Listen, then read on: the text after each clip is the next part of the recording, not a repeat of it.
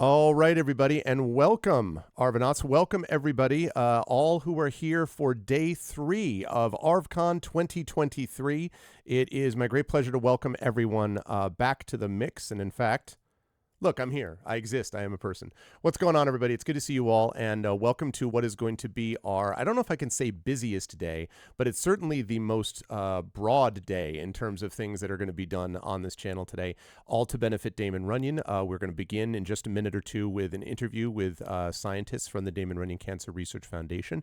Then when we're done with that, at 12:45, we're going to be starting with D&D with GOG Ghosts of Saltmarsh as the folks journey over from my sister channel to join us here on the channel. Then later on, we have got Shire Adventures that's going to be part of the mix, and I'm very excited for that. With 3 of our players, as I mentioned, Amal is not here and is on retreat, but we will have our other 3, Trent, Tari, and Brad will be joining us for the continued adventures of Shire Adventures. Then we've got our concert, excuse me, our concert coming this evening, which is going to feature Kilgore Trout, and is going to feature as well Zach Clay, and then Indy, Jordan Gonzalez is going to be wrapping up the concert, and then we will conclude the evening with a battle against a dragon as community D&D finishes up with Dragon of Icespire Peak, all to benefit, as I say, the Damon Runyon Cancer Research Foundation. We start the day at 210301, which is really great. That's a good number to be at right now.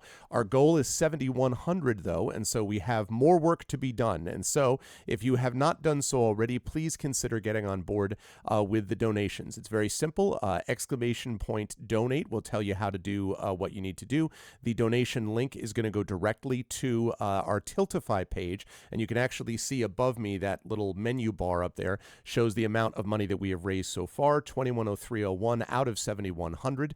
Right now, the current top donation is actually, the top donor is actually Hillness, who is $501 over Claire and Carlos's $500, and then Chaotix is around a little over $250 that's been donated so far. That matters only because the top donor is going to receive the amazing painting, which I showed. I'll show that off later on, from Drew, our amazing photographer, Drew. And then the second top donor is going to get the picture of the flower, the lotus flower from a Vietnamese temple, which was taken by the amazing Prince Justin. And then the third top donor is going to be getting a board game prize pack consisting of Vikings and of Super Camelot, both of those board games coming to us from Catalyst Game Labs. And then, of course, we also have a random drawing for the Gray Stick cartoon, which is done by the amazing Emily Bell, and that's going to be coming to you folks. We're going to talk more about that tonight, and it's going to be revealed on Tuesday. So all of this stuff is stuff that we'll talk about during the day today. But again, exclamation point donate would be very much appreciated if people want to check that out. In fact, I will say right now, donate. Whoops. Hold on a second. Oh, I didn't connect. This was my problem.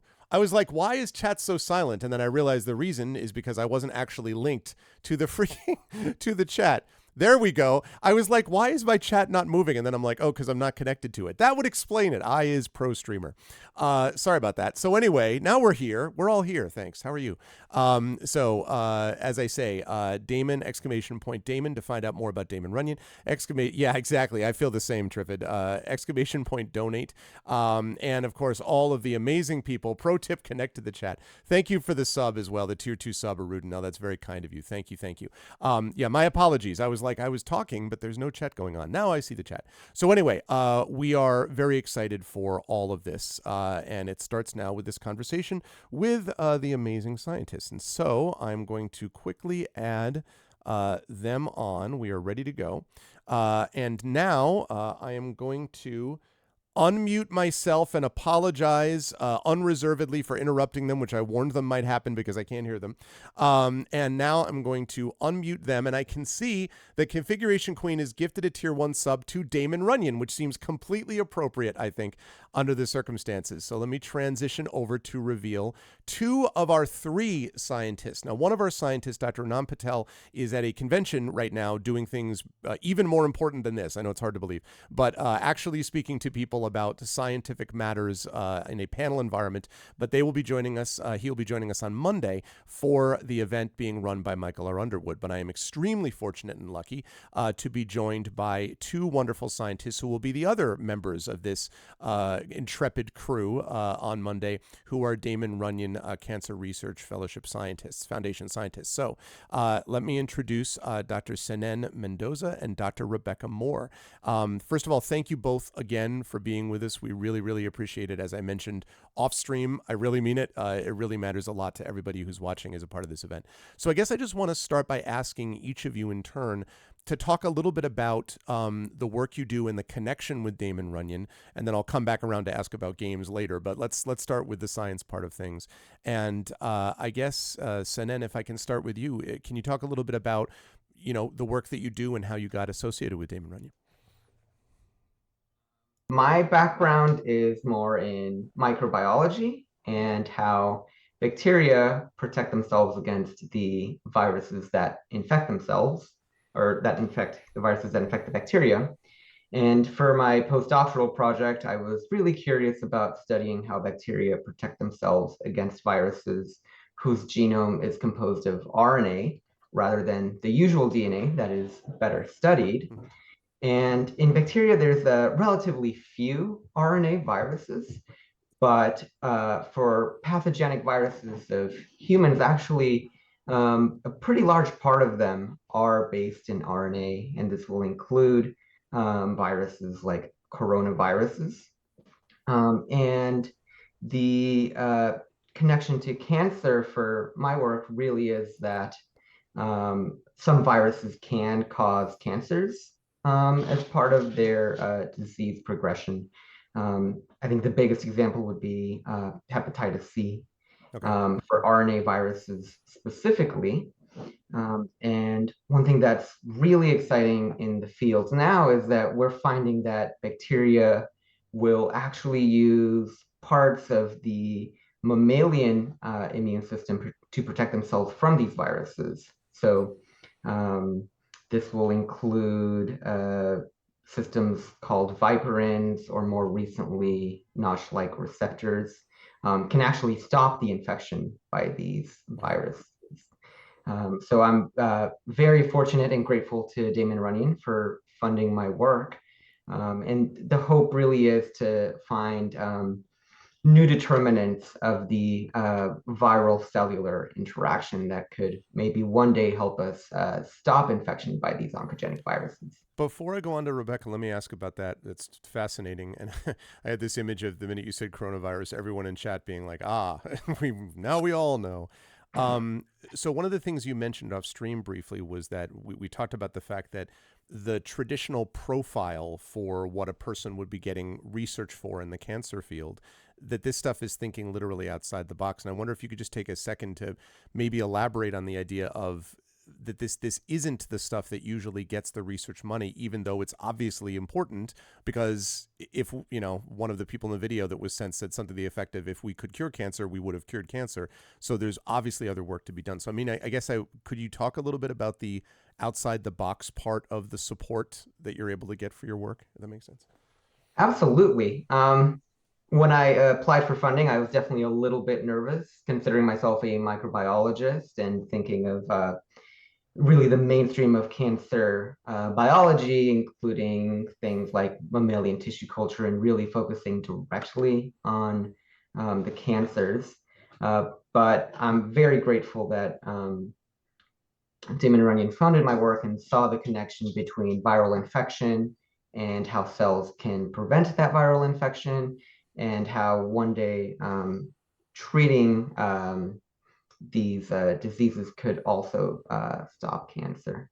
Yeah, But definitely, um, basic science is the source of sometimes big and unexpected revelations that come from the furthest corners of biology. yeah, that's wild. And really, really cool. Okay, well, if I can move down to you, Rebecca, if you could talk a little bit as well about same question about the work that you do, and then about the Damon Runyon connection also. Sure. So I'm Rebecca Moore. And so my graduate work was studying the interaction between a worm and a pathogen called Pseudomonas aeruginosa. And during that work, I got really interested in how different organs and tissues in the body communicate with each other and how they're affected by the environment or things that we do on a daily basis. So for my postdoc work, I wanted to study what I believe is to be the most relevant behavior that every organism in the world participates in, and that is sleep.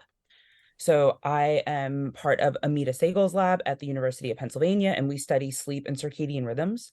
And a circadian rhythm is just anything that happens on a 24-hour cycle. So sleep is an example of that. We go to sleep every day, once a day. So sleep has traditionally been studied as something that happens only for the brain and in the brain. And we know that that is not true. Everybody in the audience knows that if you don't sleep for a night or you get less than the amount of sleep that you want, it's not just your brain that feels foggy, it's the whole body, the whole system. We're all currently very aware of this, having Yes, run over the last couple of days of this charity. Anyway. I'm sure. So, my postdoctoral project is to look at the role that proteins that come from the periphery, specifically the liver and the gut and the skin, and how those molecules can affect sleep and circadian rhythms, with the idea that we can find something that's crossing into the brain to then work on some circuitry to increase or decrease the amount of sleep. And the direct connection to the Damon Runyon in terms of science and cancer prevention is that it's known that people who have poor sleep habits, like working shift work where it's not you don't get consistent nights of sleep, or other diseases that do affect sleep or your timing during the day, those are hallmarks of increasing your risk for cancer and all types of cancer. So the idea would be is that if we could find something that is coming from the outside of the body that maybe is affected by shift work, nutrition, et cetera, that can be a new focus for cancer treatment in the future. That's really interesting. And in a way, you're almost reverse, I guess, working backwards from result to cause, I guess, is one way of thinking about that. Also, for people who are watching, that ta-da sound, although I know it's in the middle of this very interesting conversation, indicates we got another $20 donation. So that's a situation. I think it's okay to have a ta-da in the middle of that. Let me ask you a little bit then, if I can, about the Damon Runyon part of this. And again, I think this, again, it all makes total sense. Like, it just makes sense, but it's not something I would have thought of otherwise. So can you talk a little bit about Damon Runyon's support of, again, the sort of outside the box thinking that you're bringing to this?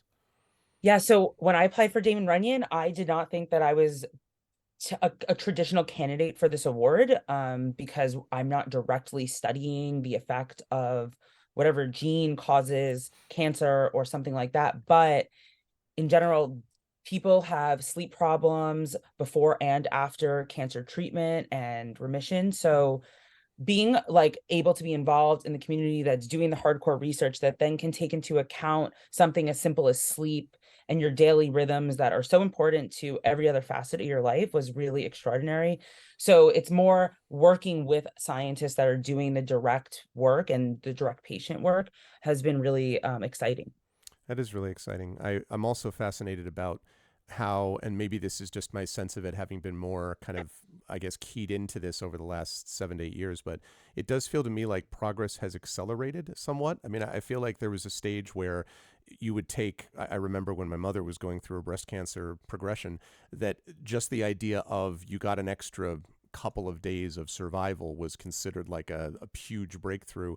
And from the outside, it felt very slow and that sort of thing. But it feels like a lot of the groundwork that you're describing, Senen, in your work, and a lot of the stuff you're talking about, which is so broad based, whether or not people have cancer, Rebecca, in the case of sleep work, it has increased the speed, I guess. And I know everyone wants to be cautious, and I know, I'm not trying to get anyone's hopes, but is it both of your senses that there has been an increase in progress in recent times, or is that just me making that up? I guess I'll start with you, Rebecca, and then move up to Sinan. Oh, no, I believe you're 100%. And it's not just like in direct treatment of cancer or whatever disease it is, but I think it's also in like the whole lifestyle Mm-hmm. that needs to be taken in order to see the results you want. But with the increases in technology that science has seen in the past couple of years, I mean, the amount of data that people are getting that can be utilized in very different ways, and the interdisciplinary work that I think is happening now. Like I would say 10 years ago, a scientist like myself and Senan probably would not cross streams in terms of science, but now we do. And I think that is like made the world of difference. So Damon Runyon brings these people together. We can all sit in a room and hear the work each other's doing that in a traditional sense we probably never would. Yeah. Yeah, it gets people out of their silos in a lot of ways. That's pretty amazing. Senen, is that your sense as well? I'm not trying to be too optimistic, but it does feel like there's been movement. Absolutely. I do think part of it is the progression of technologies. It definitely feels like some of the most important technologies that we use in biology are in something of an exponential phase. The cost of sequencing has come down and continues to come down. Hmm. And at the same time, the quality of that data is increasing. Um, that definitely feels like something that will continue improving exponentially. As Rebecca said, there's also absolutely a lot more interdisciplinary work where scientists from two different corners of biology will talk, and a lot of the time those meetings will produce interesting new ideas that either scientists individually couldn't have come to. Um, so I think the technology, the progress of technology has definitely aided it a lot. I think there's also something of a structure in the way that diseases are studied now. One issue with cancer being that it is an umbrella term for a Yeah. incredibly long list of different diseases, really, that behave differently. But by getting experience in treating a specific cancer and changing the prognosis from a couple of months to maybe lifelong management for certain cancers, applying the same research and clinical strategies to other illnesses, I think can really accelerate the rate at which we figure out how to treat different illnesses. I love to hear that. You know, the in academia, as you both know, the interdisciplinary was the automatic buzzword, but if you get past the buzzword part of it, there is something fundamental about it, which is again, like I said, getting people out of their silos so that ideas trigger other ideas. I think I was speaking to, maybe it might have been last year or the year before, about scientists that said that they had their work altered because of discussions with other people that made them realize, and not even necessarily from the same field, but in related fields or connected fields, that made them realize they could do something differently, which I think is, it's harnessing human power. We harness human power for bad things. We can also harness it for good things. So that's great to hear. All right, well, let's talk about what's clearly the most important aspect here, and that's gameplay. I mean, I think we can all agree that beyond this heady stuff, no, I'm joking. But I do want to ask, and Sinan, I'll start with you on this. Games. I mean, I guess, did you know what you were getting into? No, I'm sure you did. But what sort of experience have you had with game playing, tabletop or D&D or anything of this sort? And what are you expecting on Monday? Like, what's your imagination of what's going to go down? Absolutely. So I do love mental stimulation at all times. So even though my brain is hard at work at in the lab, when I come home, my brain wants to keep working. Okay. So we're definitely a big game house. We play a lot of video games and board games. And I definitely have a lot of experience with games that are very heavy into rules, things that are almost formulaic games like Catan, that really Yeah. the puzzle is more of the strategy. Right. But I've definitely had a lot of curiosity about playing tabletop RPGs that are based more on the storytelling and the social aspect of um, figuring out a campaign together. So I'm very excited for the game on Monday. That's going to be cool. Yeah, it is. It is narratively driven, but I've actually, and I had not heard before Mike brought it up about this particular game, so I'm actually looking forward to hearing how that is as well. Also, hi to everyone who has come in the meantime since we started. I am in the midst of a really fun and engaging conversation with two Damon Runyon Cancer Research Foundation scientists. And if you like what you hear and you want to be a cool kid like Configuration Queen, you should donate to the cause. We have 212301. We are heading up to 7100 as our goal and beyond, to infinity and beyond, as they say. And now is the time to be a part of it. So please donate. And you can do that by hitting that exclamation point donate link as well. Welcome to everyone who came in. All right, Rebecca, same question to you. What is it? And promptly I get a $6.99 donation. I can't even finish what I was saying. Thank you, Prince Justin. So that brings us up to 2130. Let us keep it up. So thank you very much, Prince Justin. So same question to you, Rebecca. So tell me about the game stuff. Like, what kinds of games have you done before? Do you have any experience with tabletop? And again, what do you think it is going to happen on Monday? So I'm a complete novice to Okay. games. All right, sounds good. I've played like a Super Nintendo as a child. That Uh, counts. yeah, and I've played, I play games more during times of stress. So like during my graduate work, and I took my qualifying exams. I played Fez and Super Meat Boy, like the Yeah, there you go. video games. Wait, whoa. You played Super Meat Boy when you were stressed? Yeah, Isn't that the opposite of what? I played it when I was stressed. The playback after all the times that you have not completed the level was not fun to watch, but Okay, very reminiscent of what you were going through at that time. gotcha. But I have played a board game as a postdoc. There's a couple of others in the lab that get together and play. So that's been fun to witness. Um, I have no expectations for Monday except to have a good time. I've talked with a colleague. She's given me some tips because she plays tabletop games. But I was just excited to be asked to be involved about something that I really don't know about. Yeah, I actually am very appreciative of the fact that although, as I will say, a person who played Super Meat Boy cannot be said to be a novice in games. Let me just be clear about that, okay? Super Meat Boy makes me weep just thinking about it, so I am quite impressed. But I think, as I mentioned before off stream, you're in very good hands, and I believe the game that's being played is Void Heart, although I need to find the last part of it. It's a very, for people in chat who are my regular viewers, it's a very Mike Underwood game. Okay, like it's very narratively driven. It's got a real, it gives a chance to get the players, put the spotlight on the players, and it's going to be amazing and awesome.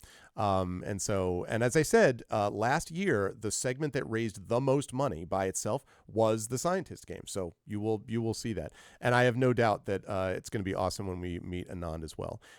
It's not a Coriolis game. No, I'm going to find it right now. I should have had this ready. But okay, there we go. Void Heart Symphony. So, Void Heart Symphony, the way that Mike pitched this is Void Heart Symphony is an anti-oppressive action drama. So, Persona 5, for those of you who know that game. Tabletop role-playing game about mundane people diving into a demon-filled labyrinth to save the ones they love. It is based on Apocalypse World and Rhapsody of Blood. It'll fill your story with dramatic choices and dynamic action. What I love about this is that I didn't look and see what this word was related to, so Mike had put that the rules were light. But what I liked about that was the image of diving into Rhapsody of Blood, demon-filled labyrinth, followed with the word light. And I'm like, I don't think these things fit together, Mike, in quite the same way that you imagine. Anyway, it is right, Prince Justin? It is 100% a Mike Underwood game. Anyway, no, but I honestly think you will have a great time, and I'm very excited for that. Let me finish our conversation, I guess, by asking just for you to mention, I guess, one last time, when we're talking about Damon Runyon, is there something that you would like people who are not scientists or, laymen in general, what would you like them to know and or spread the word about your work or Damon Runyon? And by that, I mean, what's the thing that you wish people could be like, you should support Damon Runyon because it's this kind of cool thing? If you had an image for yourself about how you might reflect that to other people, I'm wondering how you would say that. And I guess I'll go again in reverse order. So Rebecca, if I can start with you on that. How would you, I don't know, I guess pitch Damon Runyon to people who don't know what it was before? I think Damon Runyon is like hanging out with your group of friends, talking about whatever you like to talk about, but instead we're trying to cure something that affects so many people, not just directly, but indirectly with their family and friends. And that, like, when you're having your dinner party or, what, like this Memorial Day weekend and you're having a barbecue, it's the same thing that we're doing, except we're just talking about something that we're really passionate about, and that's science and helping people and just figuring it out. That's a great pitch. That's what I would be sold immediately. Sinan, let me ask you the same question. How might you pitch it to people who don't know what this all is? Absolutely. This kind of came up a little bit already, but it's definitely the funding of high-risk, high-reward projects that come from areas of biology that might not be um, directly obvious at first glance, but Damon Runyon is really good about not just barking up the same tree that everyone else is Yeah. and pursuing the more direct connections, but basic science matters, and basic science is a source of unexpected therapies and insights and things that can really have a clinical impact on some of the most important diseases that we're fighting. That's great stuff. If you needed a reason why you should support them, I think there's no better reason than the representatives that they fund. This was a short but really, really. It's an honor to be able to have chats with scientists that are doing this amazing work. But I'm going to be good, and I'm going to stick to time. And so I will see both of these wonderful people back here on Monday. And can I extend my warm thanks again to both of you? We will see Dr. Nam Patel as well on Monday, but I want to thank both Drs. Sinan Mendoza and Dr. Rebecca Moore. Chat, can we get some love for them? And thank you so much to both of you for taking time out. And I'll see you back here on Monday. Thank you, Greg, and thank you, chat. Thank you so much, everybody. Thank you. Bye for now. All righty. So, okay. So, good stuff. I always love doing this, even though it's a short conversation, because I really enjoy getting to hear the work that's being done, this incredible work. And I think you could see for yourselves, you could hear for yourselves, not only I guess, again, you all know I've talked about this before, that I love competence. I love competence that's married with compassion. This idea that you're trying to help people by doing work that is interesting intellectually and has great value to people in the compassionate side of the world, and is doing so with honest to God real scientists. And it's really true that, no, as you say, as Damon Runyon is suggesting there, and I have a feeling I know who's running that account. No one advocates for Damon Runyon better than their scientists do. I 100% agree, and I really admire the work that they've done. I have admired it since we started supporting them years ago. It is a great honor to be involved in any way, and any small way that we can be, in supporting this foundation. So you're going to see them again. You will see them on Monday for Void Heart Symphony, and after I give you that description, boy howdy, you better be all fired up and ready to go, just like, yes, where do I sign? How do I donate so we can make this happen? So it's going to be awesome. Not a gray honor, Dragon Spear, a great honor. Okay, with all of that said, though, I am very excited.